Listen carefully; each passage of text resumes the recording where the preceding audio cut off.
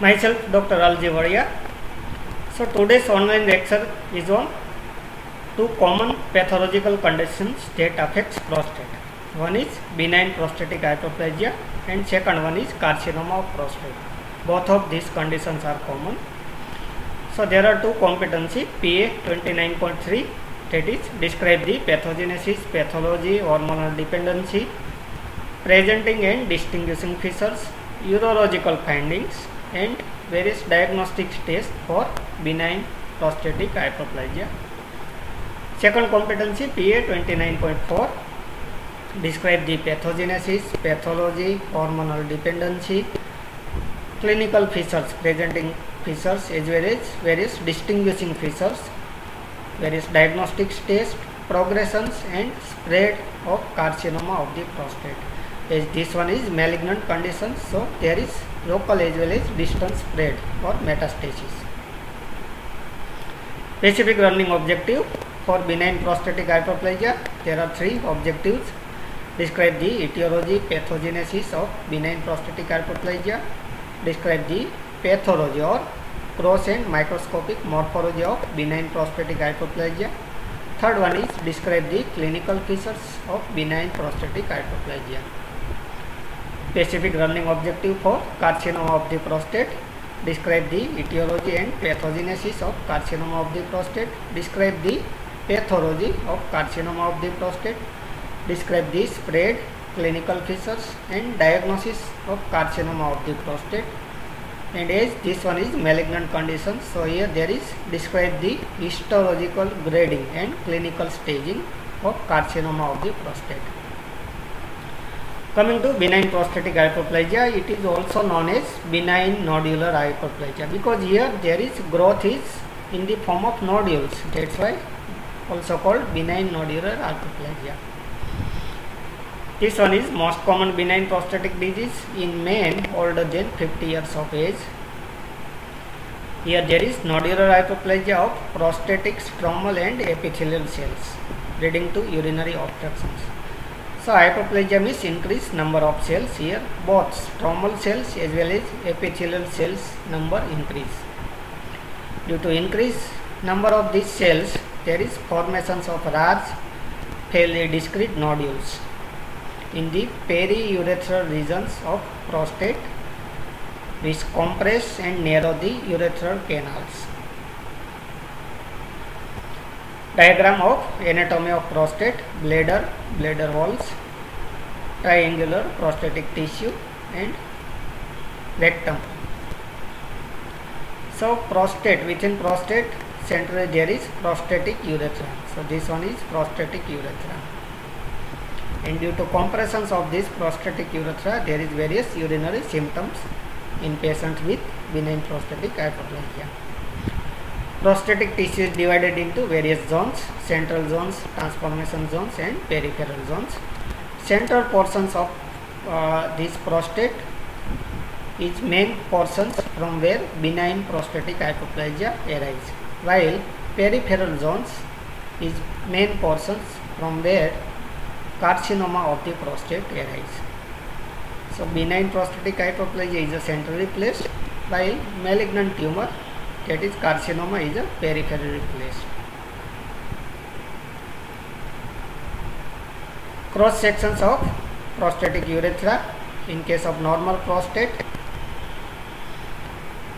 In case of benign hyperplasia of prostates, as I told you, centrally placed, multiple nodules in a periurethral regions. So this one is urethra and periurethral regions. These nodules compress on urethra, that's why urethra becomes slit, right? And due to compressions of urethra, there is various urinary symptoms. Carcinoma of prostate, peripherally placed. So initially there is no compressions on urethra, so no urinary symptoms. But as this one is malignant tumors, they have rapid growth, that's why this may extend and compress the urethral canals, leading to various urinary symptoms. Coming to incidence of benign prostatic hyperplasia, very common conditions in men and considered by some as normal aging process. More frequent above 50 years of age. Its incidence approaches 75 to 80% in men above 80 years of age. So usually this one is disease of old age men, and that's why some consider them as normal aging process. As the age increases, there is more chances of benign prostatic hyperplasia. However, only 5 to 10% cases have urinary tract obstruction requiring surgical treatments. Coming to etiology and pathogenesis of benign prostatic hyperplasia, androgens are required for development of benign prostatic hyperplasia. The main androgen in prostate is dihydrotestosterone, and this dihydrotestosterone is formed in the prostate from testosterone by the enzyme called type 2 5-alpha reductase. So usually the source of testosterone in men is testis, but active form of this testosterone, that is called dihydrotestosterone, which is formed within prostate by enzyme type 2 5-alpha reductase. Diagram: testosterone, as I told you, two type of cells in prostate, stromal and epithelial cells. These stromal cells have specific enzymes 5-alpha reductase type 2. These enzymes convert testosterone into dihydrotestosterone. This one is more active forms. This dihydrotestosterone acts on nucleus of stromal cells, as well as these epithelial cells nucleus also have receptors for dihydrotestosterone. So actions of dihydrotestosterone is on both stromal as well as epithelial cells, though enzymes present only in stromal cells. So after actions, there is productions of various proteins in the form of growth factors, and these growth factors ultimately causes hyperplasia of stromal cells as well as epithelial cells, leading to multiple nodule formations, that is called benign prostatic hyperplasia. Binding of dihydrotestosterone with androgen receptors stimulate productions of various growth factors like fibroblast growth factors and transforming growth factor type B. So transforming growth factor beta as well as these fibroblast growth factors, leading to growth of stromal and epithelial tissue. Dihydrotestosterone induced growth factors act by increasing the proliferations of stromal cells and decreasing the death of epithelial cells. Coming to morphology or pathology of benign prostatic hyperplasia. Gross pathology: the enlarged prostate is nodular, have smooth surface, firm consistency, and weight increase 2 to 4 times increase its normal weight. Normal weight of prostate is average 20 grams. On cut sections of benign prostatic hyperplasia, in primary granular benign prostatic hyperplasia, the tissue is yellow pink, soft, honeycombs, and milky fluid exudes. In mainly fibromuscular benign prostatic hyperplasia, the cut surface is firm, homogeneous, and doesn't exclude milky fluids. So if more epithelial growth, yellow pink tissue, honeycomb appearance. This honeycomb appearance occurs due to dilated, cystically dilated glands, and these glands secrete prostatic secretions, that's why milky fluid exudes. Fibromuscular BPS, more fibrous tissue, so consistency is firm, homogeneous appearance, and there is no secretions. Although the nodules do not have true capsules, the compressions of surrounding prostatic tissue creates a plane of cleavage about them. So here, due to compressions, pseudo capsule formations occurs. Axial cut sections of gross pictures of benign prostatic hyperplasia. Multiple variably sized nodules. Cystic facies, cystically dilated glands, and here centrally placed compressed slit-like urethra, leading to urinary obstructions. On microscopic examinations, hyperplasia of all three tissue elements, that is granular, fibrous as well as muscular tissue, in a varying proportions. In some cases there is more glands, in some cases there is more fibrous as well as muscular tissue. Microscopic morphology of granular hyperplasia appears as exaggerated intra-acinar papillary infoldings with delicate fibrovascular scores. So here intra-acinal papillae formations along with a fibrovascular score. The lining epithelium is too rare. The inner tall columnar mucous secreting cells and outer cuboidal to flattened epithelium cells. So in benign conditions there are two rare epitheliums. Inner is tall columnar and outer is cuboidal or flattened epitheliums. Here also prominent papillary infoldings. In fibromuscular hyperplasia appears as aggregates of spindle cells, fibroblastic cells. So shape is spindle cells forming an appearance akin to fibromyoma or fibroid of uterus, leiomyoma of uterus. Other histological features: there may be associated inflammations leading to foci of lymphocytic aggregates, small area of infarctions, secretions leading to corpora amylaceae, and foci of squamous metaplasia, chronic irritations leading to squamous metaplasia. Diagrammatic microscopic pictures: glands and stromal tissue hyperplasia. This gland shows typical papillary infoldings. These are papilla which in lumen of glands. These papilla have fibrovascular score. Lining epithelium two layers, inner tall columnar mucous secreting cells and outer flattened or cuboidal cells. Which in lumen of glands there may be presence of corpora amylaceae. Stromal tissue, there is also growth of stroma, spindle shaped cells within stroma. So here increased number of stromal cells. Axial microscopic pictures: corpora amylaceae in lumens, two layered epithelium, inner tall columnar mucous secreting cells and outer flattened epitheliums or cuboidal shapes. Also increase stromal spindle shaped cells. Coming to clinical features of benign prostatic hyperplasia. So here prostatic nodule formations, these nodules compress on the urethra. So urethral compressions, due to urethral compressions there is urine retentions. So whenever there is urine retentions there is inflammations of bladders, that is called cystitis. Due to urine retentions there may be hypertrophy of smooth muscles of bladders leading to bladder hypertrophy. Whenever there is retentions of urine within bladders, there is reflux of this urine or back pressure changes leading to hydroureters, dilated ureters with presence of urine within ureter. Similarly, hydronephrosis, here there is dilatations of perivicular systems of kidney along with accumulations of fluid. Sometimes pyelonephritis may result, and ultimately if this hydronephrosis, pyelonephritis is severe, there may be renal impairments. Increased urinary frequency.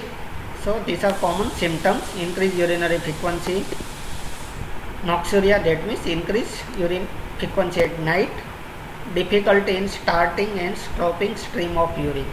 So this one is characteristic features: difficulty in starting and stopping the stream of urine.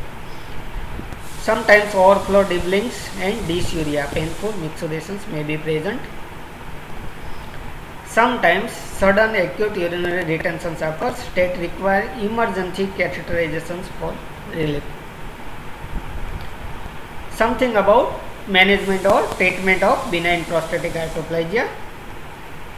Medical therapy. So for mild to moderate symptoms there is medical therapy, and sometimes surgical therapy also required if there is moderate to severe conditions. Medical therapy, usually alpha blockers which decrease prostate smooth muscle tone via inhibitions of alpha-1 adrenergic receptors is used. So here there is smooth muscle tone reductions. That's why there is less compressions on urethra and relief into various urinary symptoms. Second drug is 5-alpha reductase enzyme inhibitors. So now we know 5-alpha reductase is required for production of dihydrous testosterone. If you use inhibitors of these enzymes, there is less amount of dihydrous testosterone, and that's why there is shrinkage of prostate. Surgical therapy may be required. Two type of therapy: transurethral resections of prostate, that is called TURP, and open prostatectomy. So nowadays most surgical therapy is in the form of TURP. Sometimes open prostatectomy may be required. After benign prostatic hyperplasia, now coming to carcinoma of the prostate.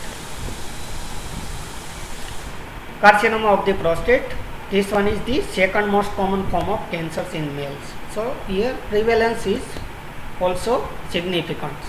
Second most common form of cancer in males. It is a disease of men above age of 50 years, and its prevalence increase with increasing age.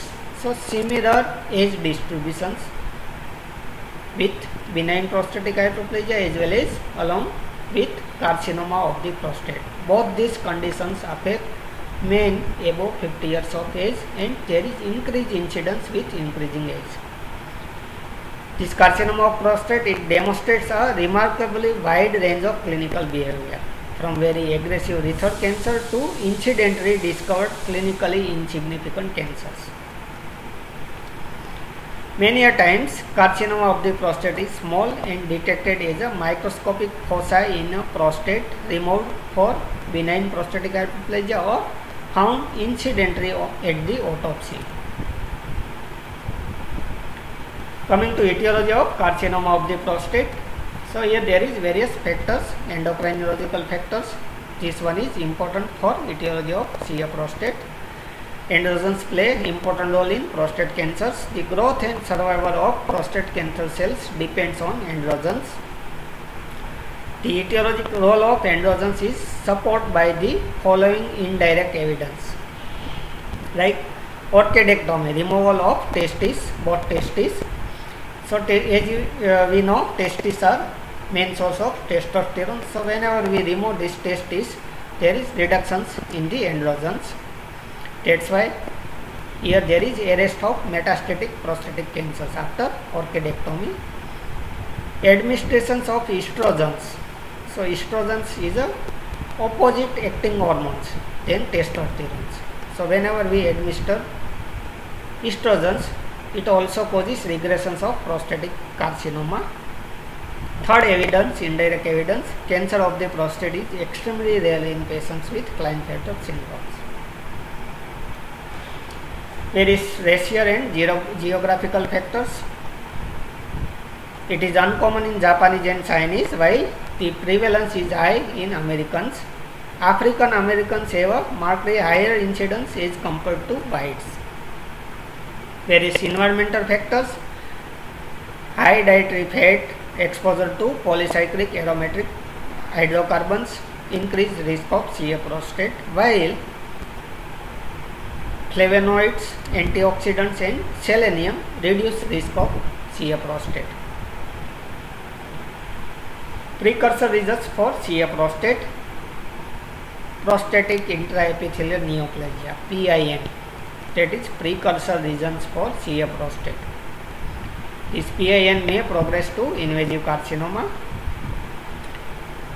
Common one conditions we learned earlier in this lecture, that is nodular hypoplasia or benign prostatic hypoplasia, is not considered to be a pre-malignant conditions or pre-malignant regions. So for CA prostate, pre-malignant conditions is PIN rather than BPH. Hereditary factors, familial clustering and two-fold higher frequency in first degree relatives. So here polygenetic mechanisms, multiple genes involved. That's why there may be familial clusterings. Some particular or specific genes may be associated with CA prostate, like men with prostatic cancer susceptibility genes and men with BRCA2 genes have 20 times increased risk of prostatic cancers. After etiology, coming to pathogenesis of CA prostate. So as we know various endocrinological factors, racial, geographical factors, environmental influence, and some genetic modifications. Because majority of cancers there is genetic modifications. Here in CA prostate there is also various epigenetic modifications or epigenetic phenomena as well as some somatic mutations also present. Epigenetic phenomena like hypermethylations of GSTP1 genes promoters causing loss of functions of the gene state detoxify carcinogens. Somatic mutations, gene rearrangement in coding sequence of ATS family of transcription factor gene that places the mutated gene close to TMPRSS2 promoter genes, resulting in formations of TMPRSS2 ETS fusion genes in a prostatic cancer. Development of prostatic carcinoma involves a multi-step process arising from PIN, prostatic intraepithelial neoplasia. So initially there is PIN formations. This PIN means here in PIN there is multiple foci of cytologically atypical luminal cells overlying diminished number of basal cells in a prostatic duct. So here two layers is present. Luminal layers there is atypia and there is diminished number of cells in outer layers. Low grade PIN progress to high grade and high grade PIN progress to invasive carcinoma. So multi-step process from low grade PIN to invasive carcinoma. Coming to morphology or pathology of CA prostate. Gross pathology, the prostate may be enlarged, normal in size or smaller than normal. But usually there is enlargement of prostate rather than normal or smaller size. But sometimes it may be normal size or even sometimes if there is apoptosis of cells or necrosis or infarctions of tumor cells, there may be smaller size of prostate. Mostly prostatic carcinoma is located in the peripheral zones, especially in the posterior lobe. On palpations, it is firm and fibrous. On cut sections, gritty fields. These gritty fields may be due to speciated corpora hematosia or associated calcifications within the tissue. Firm in consistency, homogeneous appearance, and may contain irregular yellowish area. On microscopic examinations, most regions are adenocarcinoma that produce well-defined, readily demonstrable gland patterns. As we know, adenocarcinoma means carcinoma of gland-forming tissue. So here also gland formations occurs.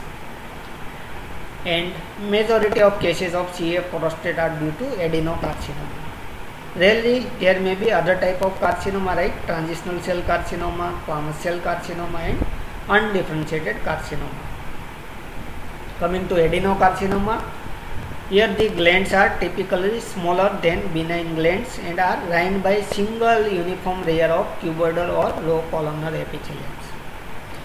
So in benign prostate there are two layers of epithelial cells. Here in adenocarcinoma, single layer of epithelial cells. In contrast to benign glands, the prostatic cancer glands are more clouded, closely packed in a back-to-back arrangement without intervening stroma, or are haphazardly distributed and characteristically racked, branching and papillary enfoldings. So other difference between benign and malignant gland architecture is, in malignant glands, crowded glands closely packed without or minimal intervening stroma or haphazard distributions. And here there is absence of papillary enfoldings, while in benign there is presence of papillary enfoldings. The outer basal layer typical of benign glands is absent, single layer. The cytoplasm of tumor cells ranges from pale clear to distinctive amphophilic appearance. Nuclei are large, so various malignant features, enlargement of nuclei, rheomorphisms, these all are present, hyperchromasia, prominent nuclei. So So here nuclei are large, often contains one or more large nuclei. There is some variations in nuclear size and chains, that means rheomorphisms, but in general rheomorphisms is not marked. So mild to moderate rheomorphisms present. Mitotic figures are uncommon. Invasions of intraprostatic perineural tissue. So this is malignant fissures characteristic of CA prostate. Invasions of intraprostatic perineural tissue. There may be evidence of lymphatic and vascular invasions.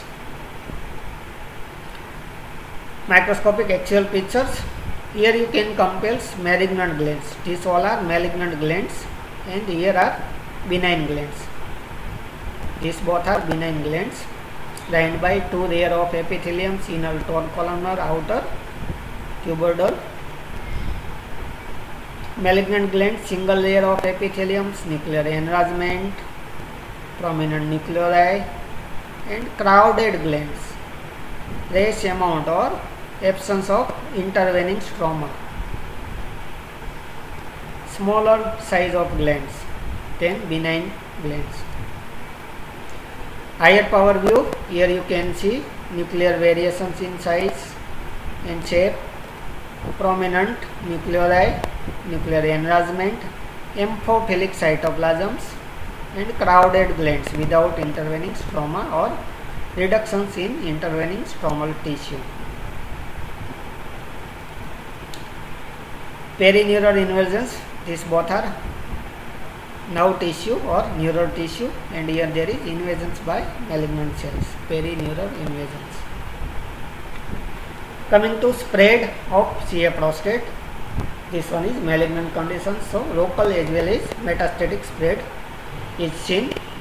Local or direct spread, direct extensions of the tumor occurs into the prostatic capsules and beyond the prostatic capsules. So in later stage, the tumor may extend into the bladder neck, seminal vesicles, trigones, ureteral openings, or even there is involvement of wall of rectum. Metastatic spread, distant spread occurs by both lymphatic and hematogenous routes. Lymphatic spread leads to involvement of sacral, iliac and para-aortic lymph nodes, while hematogenous spread leads to most often characteristic osteoblastic osseous metastasis, especially due to pelvis and lumbar spine.